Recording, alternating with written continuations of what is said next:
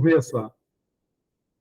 Então, vamos elevar nosso pensamento a Deus, a Jesus, rogando ao Pai que nos abençoe, nos inspire, nos dê a clareza, naquilo que nós vamos estudar essa noite, nossos corações, as nossas mentes se abram ao amor, do nosso querido Mestre Jesus.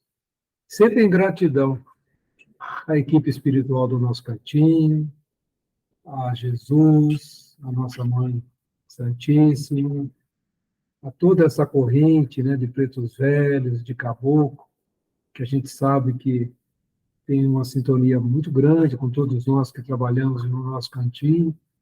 Então, envolto dessa energia boa, desse carinho, que vem do alto, vem dos planos maiores, vamos orar, prestando muita atenção nas palavras que Jesus, no sentimento, no amor que Jesus colocou nessa oração.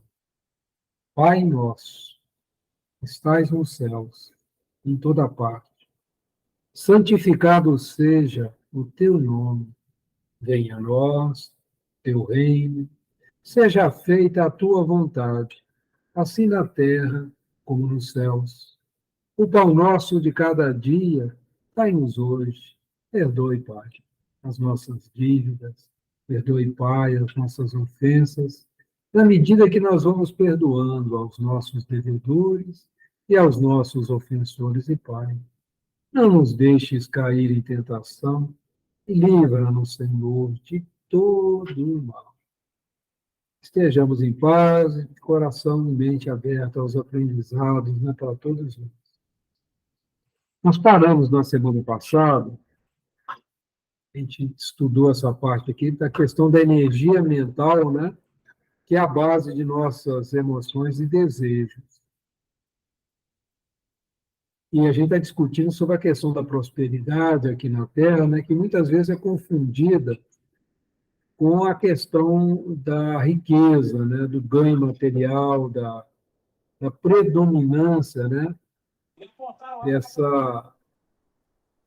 dessa questão, da riqueza material. E a gente começou a estudar um pouquinho dessa questão que o nosso pensamento cria a vida que procuramos através do reflexo de nós mesmos. E a gente aprende no Evangelho segundo o Espiritismo, através de Jesus, que nós não temos como a gente se vir a Deus e a Mamon. Mamon era o chamado Deus da riqueza, do dinheiro, do ouro. Então não tem como a gente se vir a Deus e, ao mesmo tempo, estar buscando essa predominância material ao longo de nossas vidas. Não vamos também ser ingênuos, nós estamos reencarnados, a gente precisa se alimentar, a gente precisa do trabalho, a gente precisa dos recursos, para que a gente estude, para que a gente tenha esse encontro como nós estamos tendo agora. O problema é o apego, além do normal, além da necessidade. Porque Jesus ensinou, pelo próprio exemplo, que devemos viver um dia de cada vez, ou seja, o pão nosso de cada dia tem que ser nosso desejo. E muita gente fica muito preocupada, com essa acúmulo de riqueza, para garantir o futuro. Quem garante o nosso futuro, nós sabemos disso, é o nosso Pai. E quanto mais nós tivermos com nossos corações ligados a Deus, e não a Mamon, mais liberta e mais as coisas fluem nas nossas vidas. E nós ficamos de estudar essa partezinha.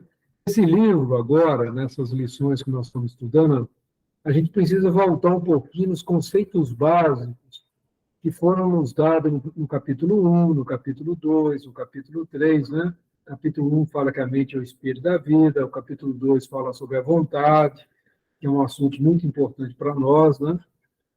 Então, eu vou voltar um pouquinho, porque nem todo mundo teve a chance de ir caminhando, durante o estudo, com todos esses conceitos e tudo.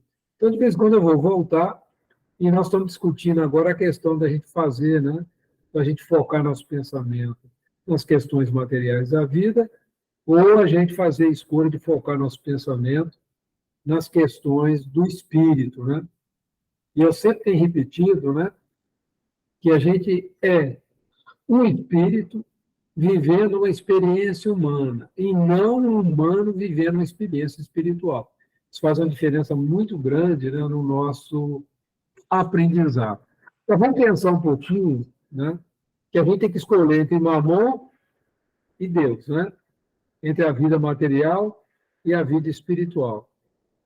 Então, diz assim: a mente é o espelho da vida em toda parte. Nos seres primitivos, aparece sob a ganga do instinto.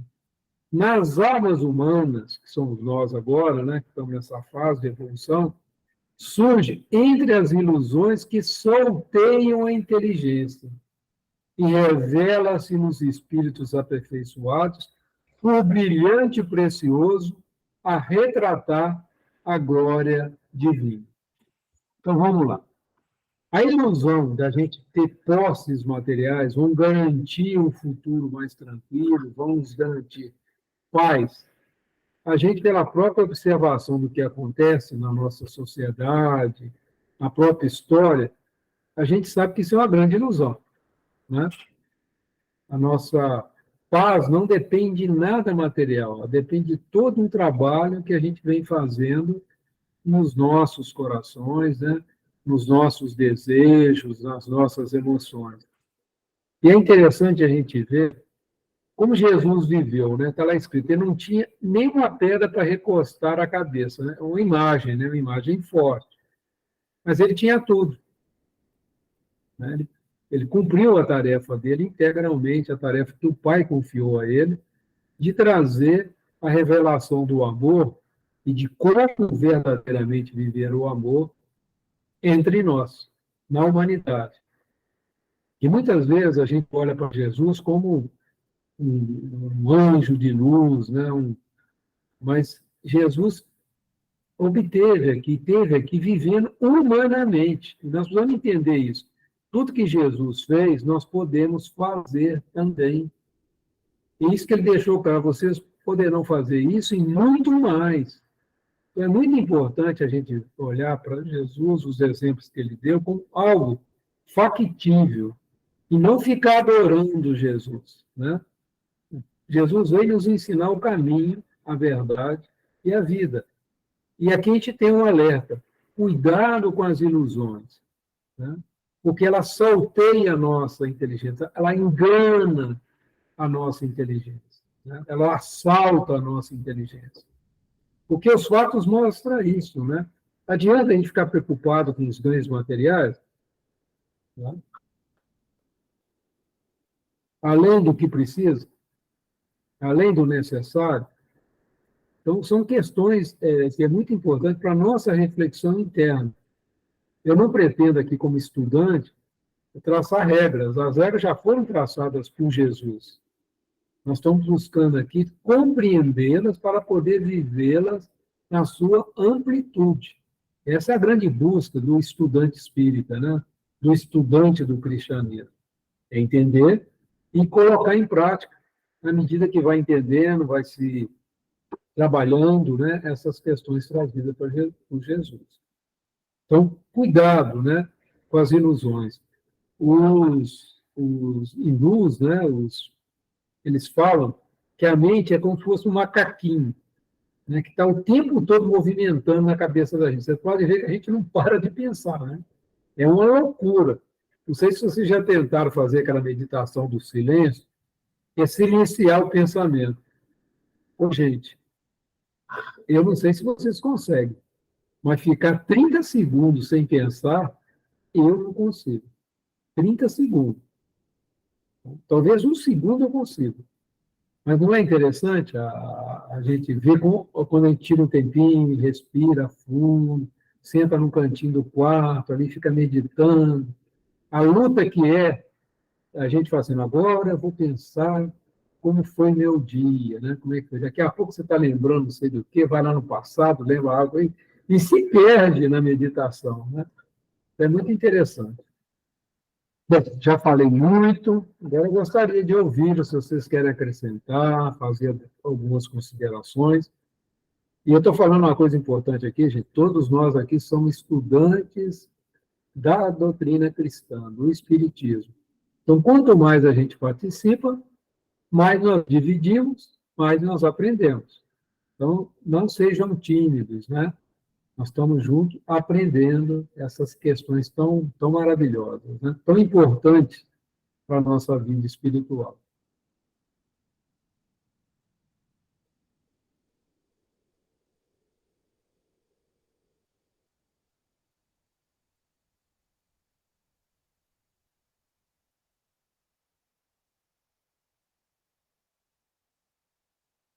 O Chico falava que o silêncio é uma prece, hein? Mas não precisamos exagerar. Boa noite.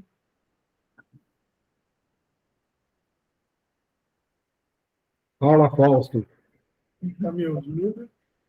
Estou ouvindo muito bem. Está baixinho? Tá baixinho? Tá bom, eu estou ouvindo. Está ouvindo bem? Estou Então, ouvindo rapaz, bem. É engraçado que eu estava procurando um negócio que eu vi hoje lá no Evangelho de manhã, no Caminho, Verdade e Vida, e eu abri aqui. Eu lembro que o final era 9, aí eu comecei a procurar, caiu bem aqui, ó, a primeira procura que eu fiz caiu aqui, ó, Origem das Tentações.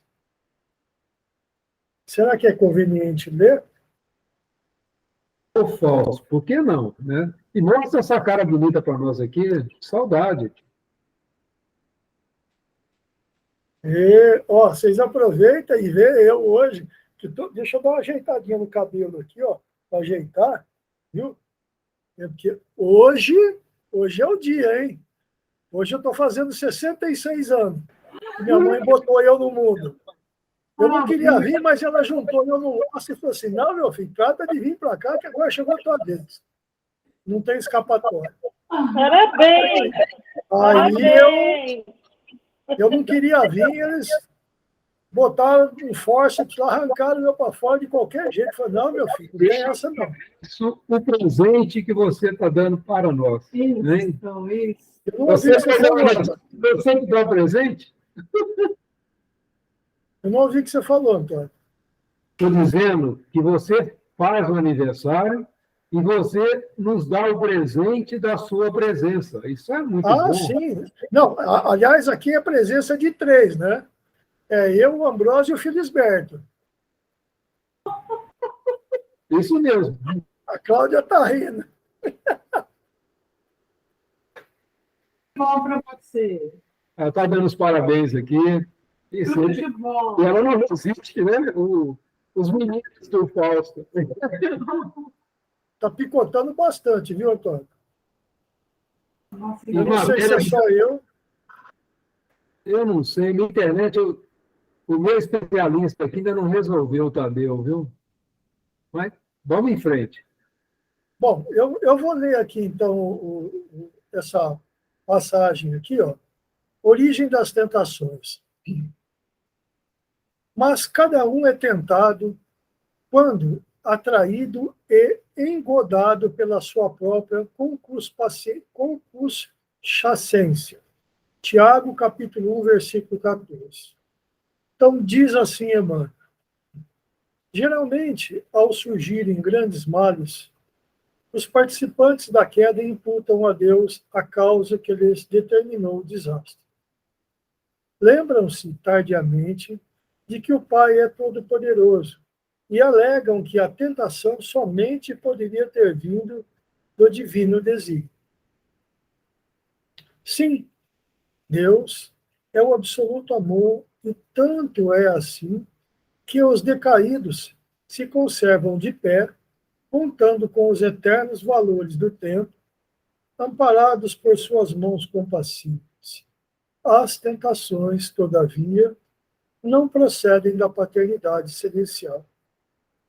Seria, porventura, o estadista humano responsável pelos atos desrespeitosos de quantos inquinam a lei por ele criada?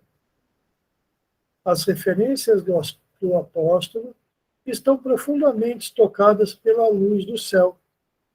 Cada um é tentado quando atraído pela própria concupiscência. Examinemos particularmente ambos os substantivos, tentação e concupiscência. O primeiro exterioriza o segundo, que constitui o fundo viciado e perverso da natureza humana primitivista. Ser tentado é ouvir a malícia própria. Olha bem, ó. Ser tentado é ouvir a malícia própria. Malícia própria. Malícia própria. É abrigar os inferiores alvitres de si mesmo. Porquanto, ainda que o mal venha do exterior, somente se concretiza e persevera se com ele afinamos na intimidade do coração. Finalmente, destaquemos o verbo atrair. Verificaremos a extensão de nossa inferioridade pela natureza das coisas e situações que nos atraem. A observação de Tiago é roteiro certo para analisarmos a origem das tentações. Recorda-te de que cada dia tem situações magnéticas específicas. Recorda-te de que cada dia tem situações magnéticas específicas. Cada dia. Cada dia. Considera a essência de tudo, o que te atraiu no curso das horas, e eliminarás os males próprios, atendendo ao bem que Jesus deseja.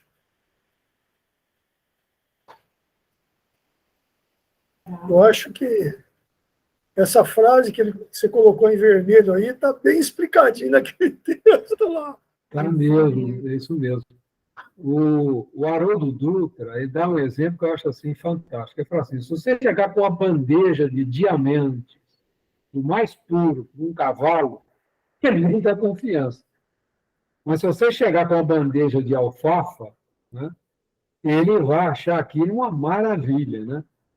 Ele vai atacar feliz, né? Então, o que nos atrai, né? O que nos atrai. Pois é. E isso já vem de muito, né? Isso vem vindo lá de trás. E nós precisamos nos libertar disto, né, Fausto? A nossa grande desafio é nos libertarmos dessas ilusões. Eu lembro a vez que o Preto Velho brincou comigo e falou, filho, você está desiludido? Oh, que coisa boa! Né? O ilusão, você perdeu ela, olha que maravilha! Porque a gente também tem que pensar, né, Antônio, que todas essas situações a gente não consegue resolver de uma hora para outra, né? Nós não estamos ainda nesse grau de evolução que nós podemos dizer assim, não, hoje eu paro com isso, né? Não dá, não temos, nós não estamos nesse grau de evolução ainda. Mas é importante que, se a gente, por exemplo, numa encarnação como essa, a gente,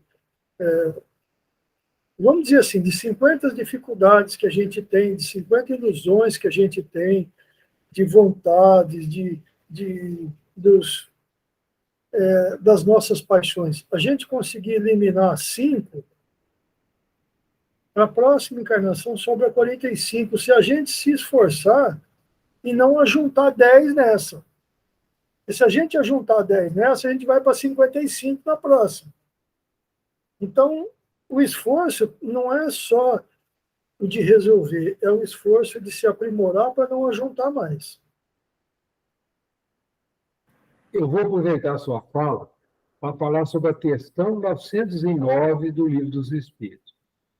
E diz assim, para que a gente corrija, nós precisamos fazer um esforço muito grande? Ele fala, não, o esforço é mínimo, o que lhe falta é vontade. Vou dar um exemplo, né?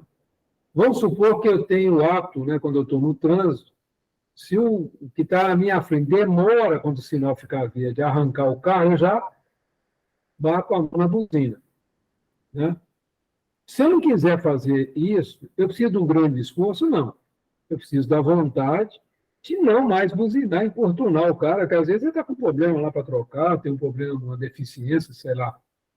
E a gente precisa isso, né?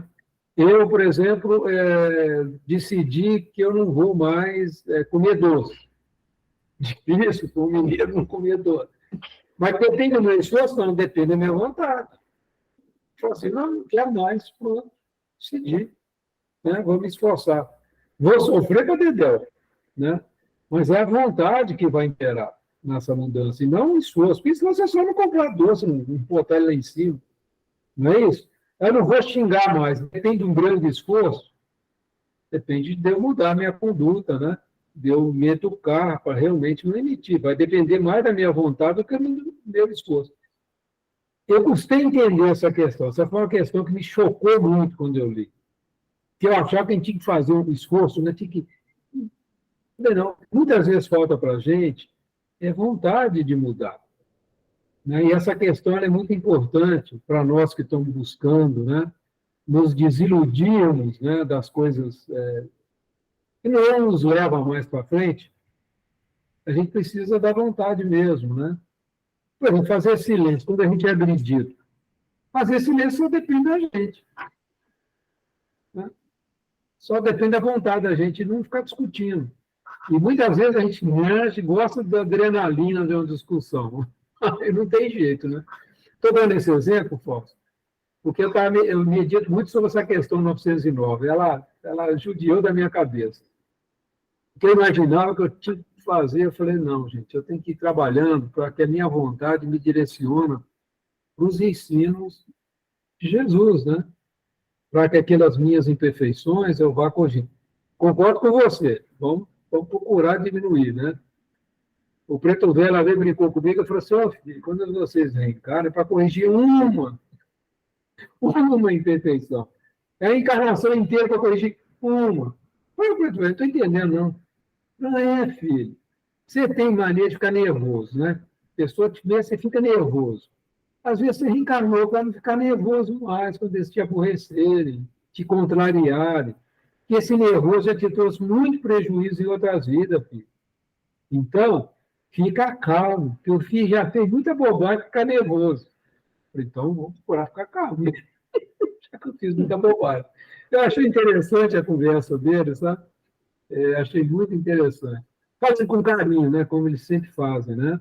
Com muito respeito, com muito carinho, mas me dando alerta dos riscos que eu corro com a minha encarnação se eu não prestar atenção na cola.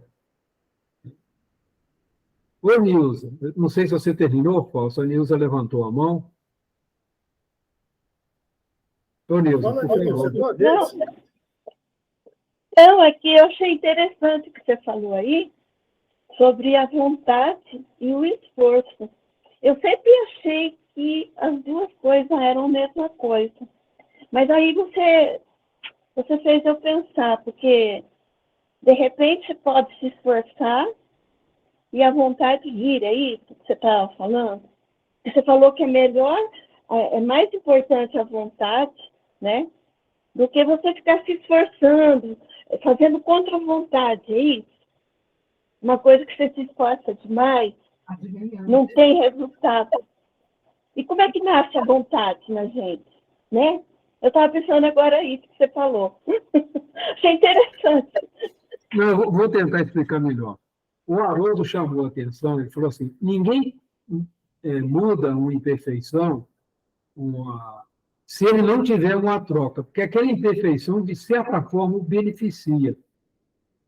Então, a cólera, por exemplo, a pessoa te agride, você vai, responde na hora, xinga e tal. Você tem um ganho com isso. Né? Você se impõe, fala mais alto, né? Você tem um ganho. Você se sente, né? Eu reagi, não levei desaforo para casa. É um ganho meio suspeito, mas é um ganho. Aí eu fico sabendo em outras vidas que eu matei por causa disso. Eu andava armado, naquela época era comum andar armado, tirei arma, matei uma pessoa, matei duas, matei três. E aí? Aí eu vi, quando eu desencarnei, que negócio foi feito do meu lado. Mas eu continuo tendo problema da cola, porque você é do espírito. Aí eu falei, não, eu tenho que mudar. Então eu vou ter que usar a água da paz ensinada pelo Chico. Eu vou ter que encher a boca d'água e ficar calado. aceitar a humilhação, mas depende da minha vontade. Qual é a troca que eu estou tendo? A troca é o seguinte: quando eu desencarnar, não vou estar tão enrolado quanto da outra vez. Esse é o ganho que eu quero para mim. Eu não quero ter mais aquele monte de inimigo atrás de mim. É um ganho. Né? É um ganho. Outra coisa, eu não crio tanta inimizade nessa vida.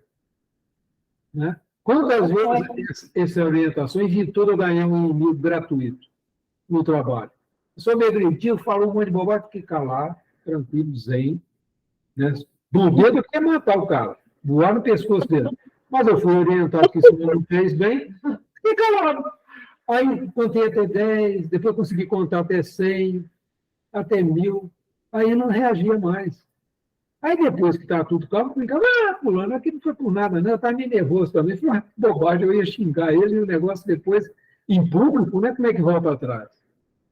Aí chama uma pessoa para conversar à parte, conversa com ela separadamente, aí você entende por que ela falou aquelas bobagens para você, aí você viu que não é bobagem, aí vocês dois ficam bem, mas você conversou só com ele, você não o expôs em público.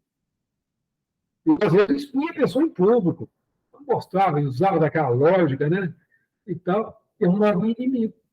Inimigo daqueles que perseguem no silêncio, né? Aí eu vi as perdas que eu estava tendo, falei assim, que ideia boa, cheia a boca d'água.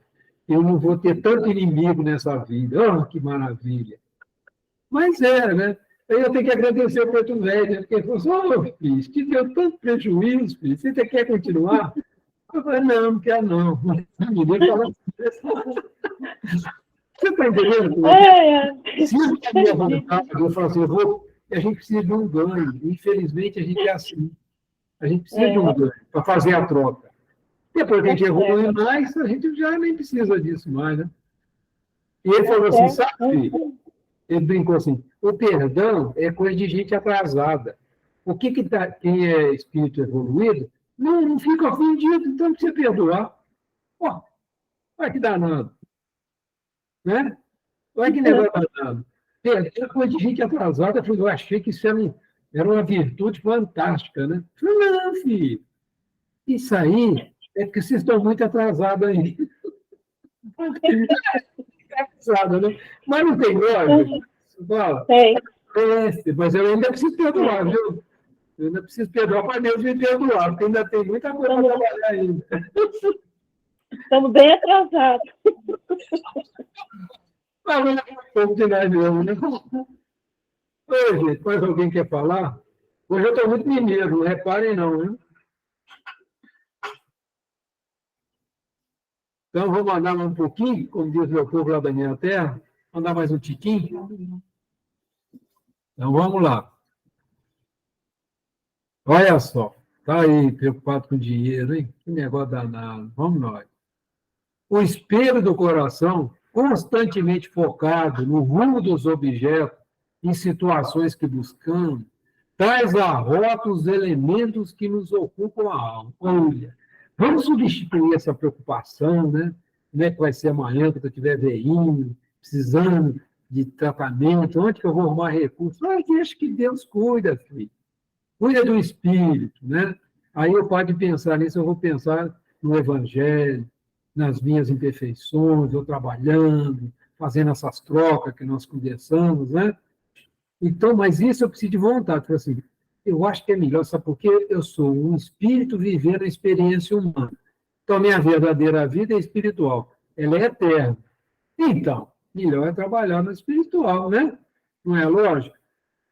Aí a gente começa a mudar. Você está vendo que o Evangelho sacode a gente? Ele vai trazendo para a gente, olha só, o espelho do meu coração. Eu não vou focar nessas coisas mais, porque onde está meu coração, Jesus ensinou, está o meu tesouro. Que tesouro que eu quero para mim? Que riqueza eu quero para mim? Aquela que enferruja ou aquela que não enferruja? Conforme Jesus nos ensinou, né?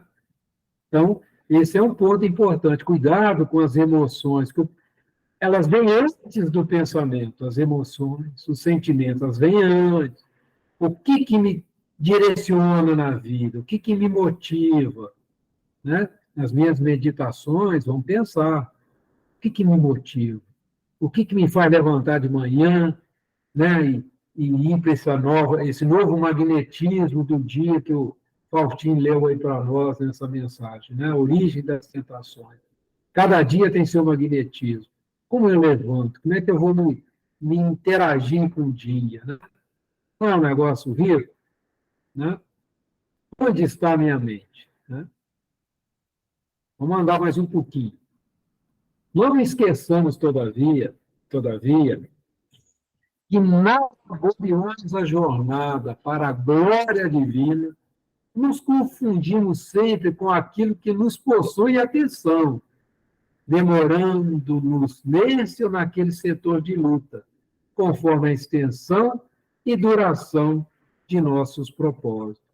Você vira aquele negócio lá da Serra Pelada, aquele monte de homem pendurado naquelas ribanceiras lá, a capa do ouro, né, botando a vida em risco, muitos perderam a vida, deixaram as famílias órfãos, né, por causa de um sonho, né, por causa de um sonho, de um tesouro, e trocaram toda a oportunidade de cuidar da família, de ter uma vida mais simples, da convivência com os filhos, a troca de uma ilusão, né?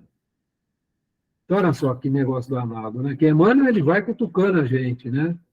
E esse livro, só lembrando mais uma vez, ele é um manual para reencarnantes, para quem volta para essa vida.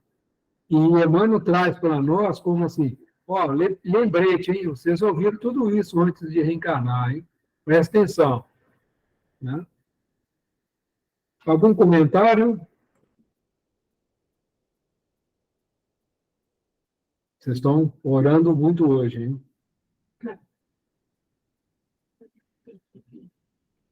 Então, vamos dar mais um pouquinho, se vocês não têm, mais um tiquinho, se vocês não têm nenhum comentário. Vamos ver.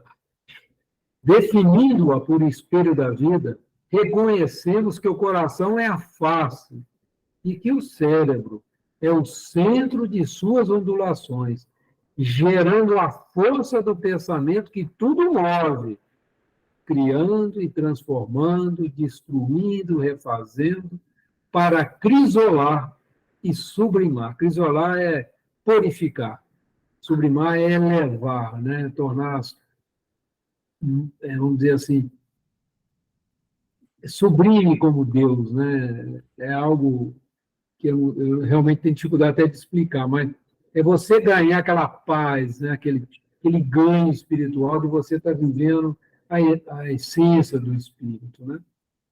Olha só, criando e transformando. Pensamento que tudo move, cria e transforma, destruindo e refazendo para crisolar e sublimar. Então, nós temos o coração, onde estão as emoções. Quando a gente leva um susto, o que move primeiro? Não é o coração? Ele acelera, né? Quando a gente está feliz, né? A gente também acelera o coração. Quando a gente fica triste, a gente sente um aperto no coração, não é? Depois a gente pega o cérebro e vai trabalhar aquilo que nós estamos sentindo, vai pensar sobre aquilo, por que eu estou tendo esse sentimento, por que eu estou deprimido. Mas primeiro você sente, toca a face, né? Depois você trabalha com a razão, você procura entender o que está acontecendo. Mas a força maior é a força do pensamento, né? A força que move tudo aqui, né? Antes de começar uma guerra, alguém pensou na guerra. Antes de alguém lançar a bomba, alguém construiu a bomba. Né? Houve um pensamento, um desejo de domínio, alguma coisa direcionou o que está acontecendo. Né?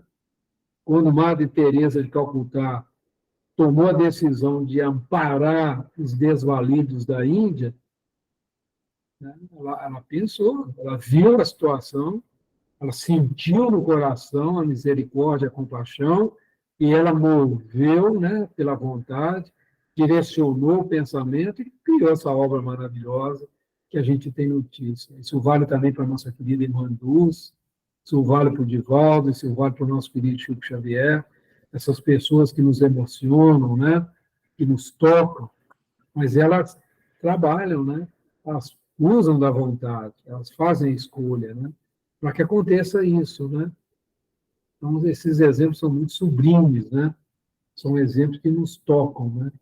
Sublime coisa que esparge, né? Que nos toca, que a gente olha, mas não é para adorar, né? Que as pessoas às vezes transformam o Chico Xavier num Deus, a Madre Teresa de Calcutá numa santa, não é isso que elas querem.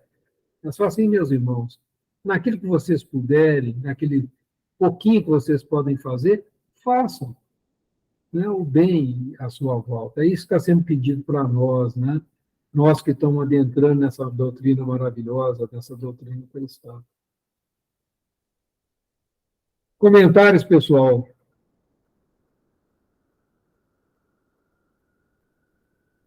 Não me deixem falar sozinho. Se eu estiver falando alguma coisa que não está legal, me ajudem.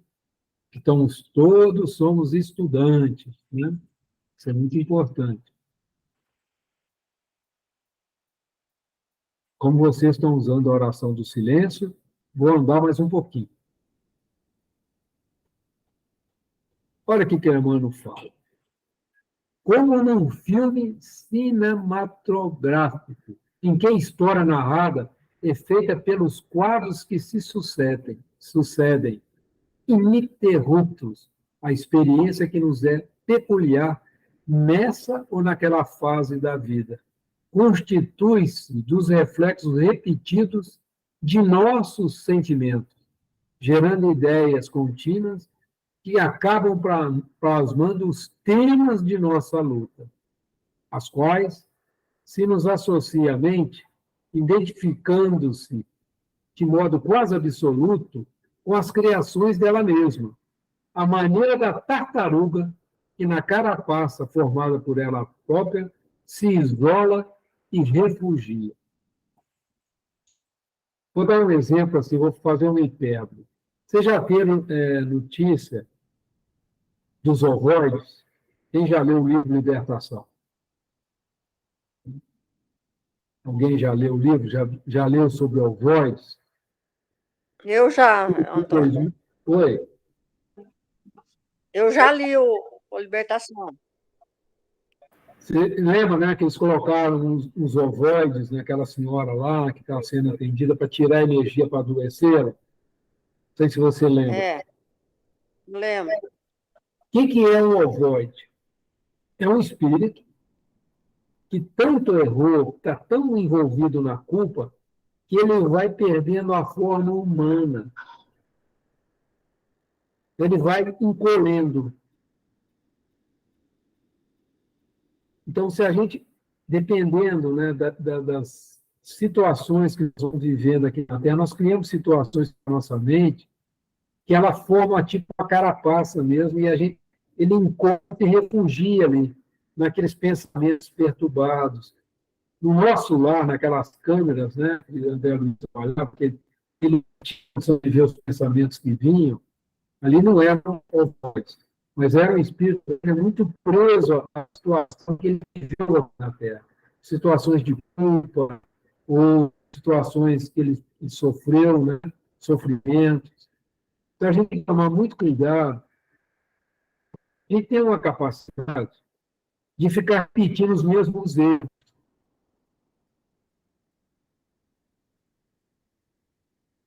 A gente, por exemplo, às vezes a gente não gosta de maltratar as pessoas que convivem com a gente. Mas Tá manter a gente surpresa. muito. Oi? Está picotando muito, Antônio. Está picotando muito? Tá. Não, a pena, está falhando mesmo, viu, Fausto? Agora eu fechei tudo aqui, né? Será que é só para mim que está... Eu acho que não, viu? Estou olhando o sinal aqui, ele está oscilando sim. Tá picotando um pouquinho. Eu estou ouvindo você super bem, sem picotar nem nada. Mas eu estou vendo que, não sei por qual motivo, está tendo essa falha. Eu vou falando bem devagar, né? Ver se vence essa dificuldade. Então, não sei se vocês entenderam, assim, nós vivemos situações que nós repetimos as mesmas falhas, e nós acabamos machucando as pessoas que conosco convivem, seja na família, seja no trabalho. Então, a gente precisa trabalhar esses reflexos repetidos de nossos sentimentos. Principalmente quando a gente é contrariado da maneira que a gente entende a vida. Mas será que a maneira que nós entendemos a vida é a correta? Ou só existe ela, né? Nossos familiares não podem pensar diferente, sentir diferente. Então, são questões para a gente romper com esses filmes, né? Com essas cenas repetidas. É muito comum, assim, aqueles homens que têm o mau hábito de agredir as suas companheiras, né? E eles vão lá, vão presos, prometem que não vão fazer mais isso, aí volta de novo a agredir as nossas irmãs. Por que eles fazem isso? Sabendo de todo o reflexo que isso traz. Agredindo uma pessoa porque não tem condição de se proteger contra a situação, né? Pela própria condição física. Então, são coisas para a gente, assim, estou colocando hipérbole, né? Exagerando nos exemplos, mas a gente precisa prestar muita atenção nisso. Né? Que cenas que nós estamos repetindo da nossa vida? Pois não, Nilza? Desculpa ficar falando tanto. Eu estava entendendo, né? O Paulo Figueiredo, ele fala muito dessa parte que a experiência, né, que é peculiar, ela é a nossa individualidade, né? Nosso espírito. E nós temos a nossa personalidade dessa encarnação. Quando eu vejo ele falar que a maneira da tartaruga, que na carapaça, formada por ela própria, ela se isola e refugia, eu penso que é quando a gente não quer mudar mesmo e a nossa individualidade entra dentro da nossa personalidade dessa encarnação e fica estacionada, não é isso? Que a gente está nos mesmos erros e fica se escondendo e fica que nem a tartaruga. O Emmanuel, ele fala umas coisas assim que mexe com a gente, né? Parece que a gente se põe lá no lugar da tartaruga também e se isola e se refugia. E muitas vezes a gente está aqui precisando mudar muita coisa e continua nos mesmos erros. E aí tem essa coisa da individualidade e da personalidade, que eu acho que é tanta coisa que a gente precisa aprender, né, da nossa alma. Então, a gente precisa estar toda hora se policiando, né, sobre isso. A sua análise, na minha opinião, está perfeita. O Geraldo Lemos, estava ouvindo uma palestra dele, ele falou que o que toca as nossas mudanças são 3 elementos. O primeiro deles é o amor, né? Quem consegue, pelo amor, vislumbrar novos caminhos, é o melhor. Mas tem a dor também.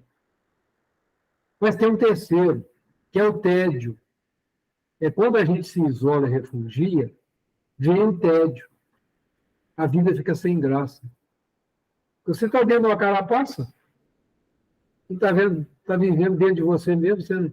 Você não se deixa tocar pelos outros? Você não se deixa viver, né? Então vem o tédio.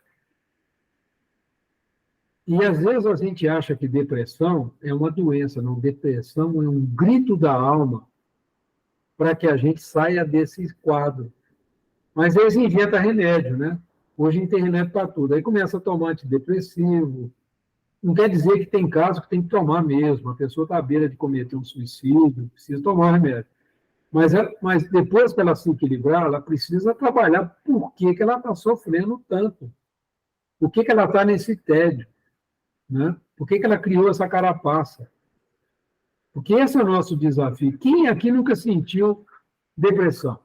Quem aqui nunca sentiu uma tristeza, uma melancolia? Quem de nós aqui nunca teve momentos que a tristeza tomou conta? E o que nós fizemos? São questões muito importantes para a nossa reflexão, né? Ô, Fausto, por favor, o picadinho vai parar um pouquinho. Então, eu ouvi aí o que vocês estavam falando, e tem uma coisa que eu acho muito interessante nisso. Não é à toa que o trabalho do psicólogo é importante. Por quê? Porque cada um de nós, embora estejamos no mesmo ambiente de convivência, nós temos necessidades diferentes. Isso que vocês falaram sobre o esforço que a gente tem que fazer, do que a gente traz de outras encarnações, para cada um é diferente. Né? Para cada um é diferente. Então, às vezes, uma coisa simples para a Nilza e para você, para mim pode ser um gatilho que dispara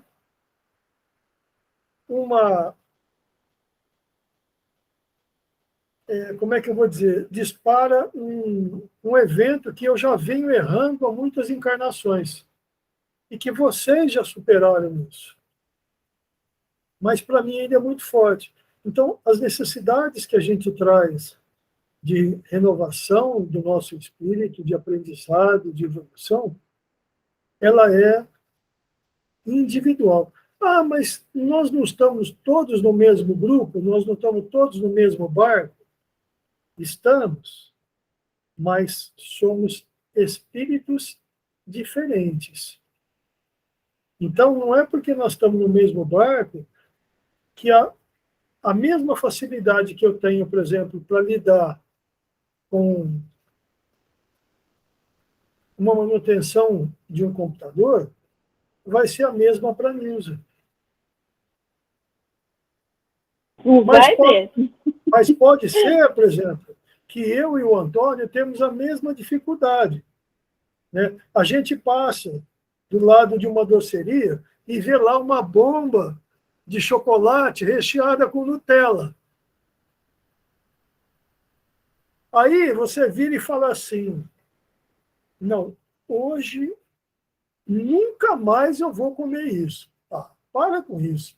Passa 30 segundos e você vira e fala assim, meu pai, me perdoe, Senhor, mas eu ainda não estou pronto para essa tentação, Senhor.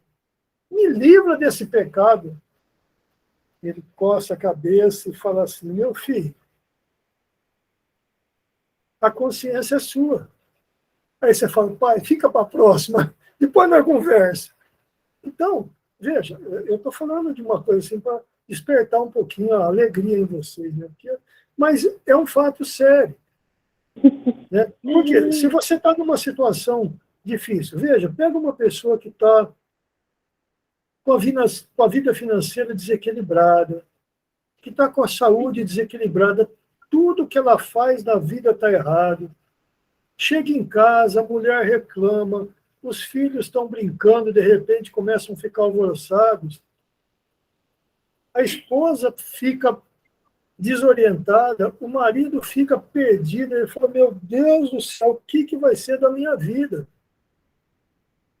E, às vezes, o que despertou todo esse sentimento dele de falta de fé, de confiança, de perda da esperança, né, de dias melhores, pode ter sido uma conversa que ele ouviu de um amigo que falou alguma coisa para ele.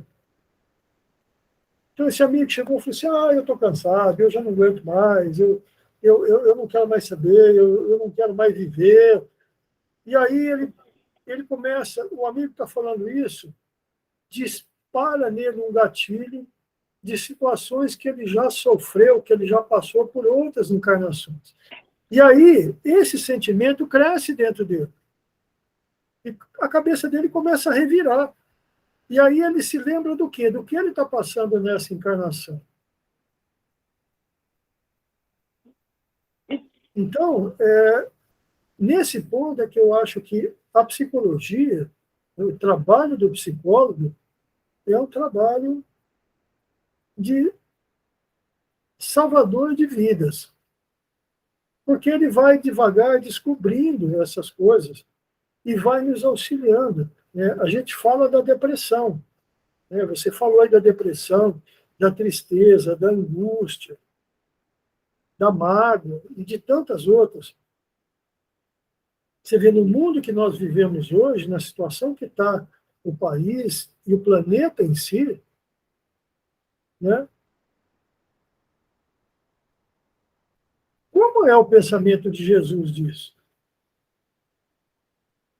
Né? Ele falou assim, meu Deus, ele fala assim, pai, por que você veio botar essa bomba na minha mão? Mas ele vem, como diz o Antônio, trabalhando nisso há mais de 4 bilhões de anos. Mas ele tem paciência. O problema é que nós somos ainda inferiores demais. Então, esse trabalho todo, muitas vezes, precisa da ajuda de um psicólogo. Eu tive uma época difícil e que já comentei isso aqui, mas volto a falar, em que eu tenho uma gratidão muito grande pelas motos, né? Porque elas me proporcionaram que os espíritos que me acompanham, e Jesus e Deus, fossem os meus psicólogos, fossem aqueles que me ouvissem, né, que me ajudou a tirar, né, do coração as dificuldades que eu vinha passando. Então, basicamente, é isso. A gente tem que tomar cuidado mesmo nos pensamentos que a gente tem. Né? Porque as vontades do passado são tão grandes, como ele diz aqui, ó, constitui-se dos reflexos repetidos de nossos sentimentos, gerando ideias contínuas que acabam plasmando os temas de nossa luta. Então, aí o nosso esforço, né, depende. Se for magrinho, ele pode até conseguir, mas se for gordinho, ele vai ficar pedindo, pai, me dá uma chance de novo, aí, porque olha, essa bomba de chocolate que está muito boa, senhor. Não dá para mim.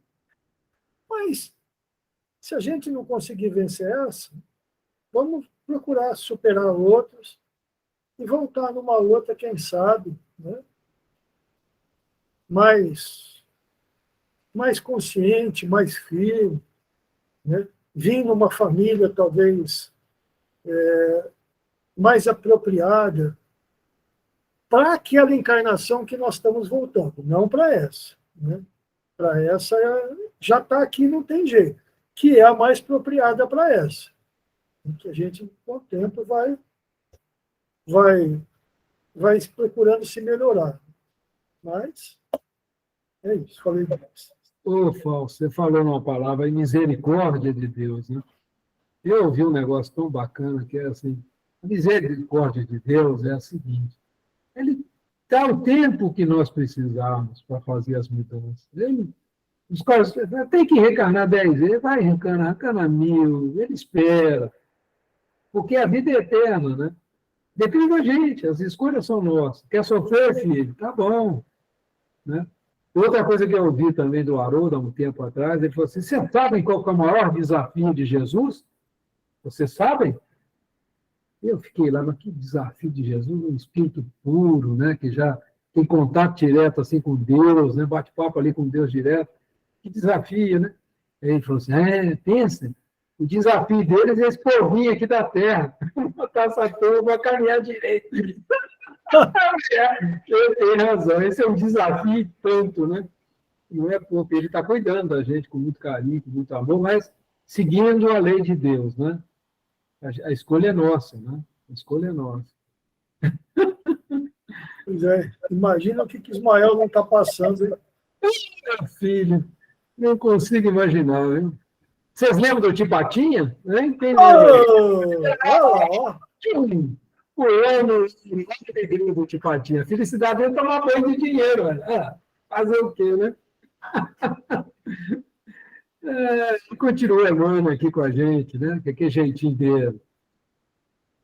Em razão disso, o conceito de prosperidade no mundo é sempre discutível, porquanto nem todos sabem possuir, elevar-se ou comandar um proveito para os sagrados objetivos da criação.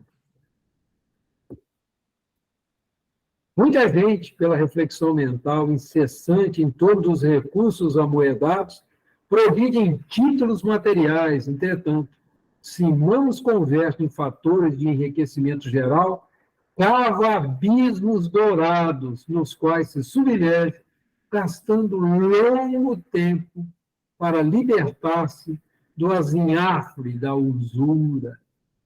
Que negócio danado, né? Bom, gente, isso aí vai ficar para o próximo capítulo, tá?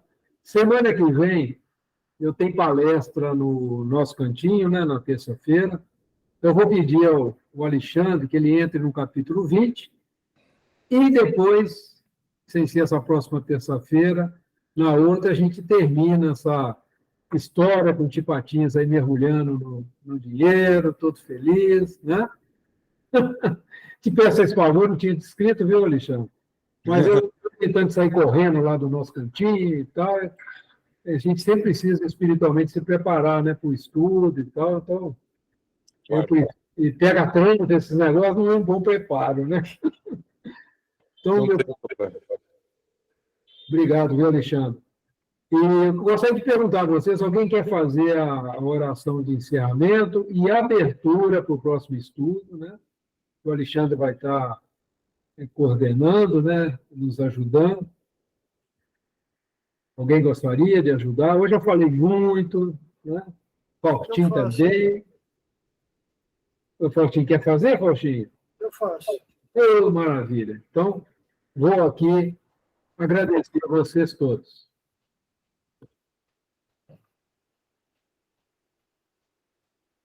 Maravilha. Amado Mestre Jesus, com os nossos corações enternecidos pela tua bondade, pelo teu amor e pela fraternidade com que o Senhor nos envia às nossas casas, estes teus trabalhadores, colaboradores na sua seara, que vem nos iluminar, que vem acender em nossos corações a luz do Pai. Aquela luz que traz o calor do amor, da bondade, que nos ajuda a entender, a compreender as palavras de Jesus, de Emmanuel, nos estudos que fazemos. Esta mesma luz, Senhor, que traz esse calor, que ilumina esses nossos irmãos que vêm nos trazer compreensão, sabedoria, nos mostrar um caminho. Nossa gratidão, Senhor. Nossa gratidão profunda pelo amor e pelo carinho que o Senhor tem conosco. Rogamos a Ti, Pai, que na nova aula que o Alexandre possa ser iluminado, que os seus pensamentos possam fluir com clareza no aprendizado que vamos ter. Te rogamos, Pai, que a nossa prece possa estar junto com o coração de cada um que está presente nesta aula e que a equipe do Cantinho possa levar a quem o Senhor designar. Pai nosso que estais nos céus, santificado seja, Senhor, o vosso nome, e venha a nós o vosso reino, e seja feita, Pai, a tua vontade, assim na terra como no céu. O pão nosso de cada dia, dá-nos hoje. Perdoai, Senhor, as nossas dívidas, as nossas ofensas, assim como nós perdoamos os nossos devedores, os nossos ofensores. Dai-nos força, Senhor, para livrar-nos os nossos pensamentos das nossas paixões, das nossas vontades e compreender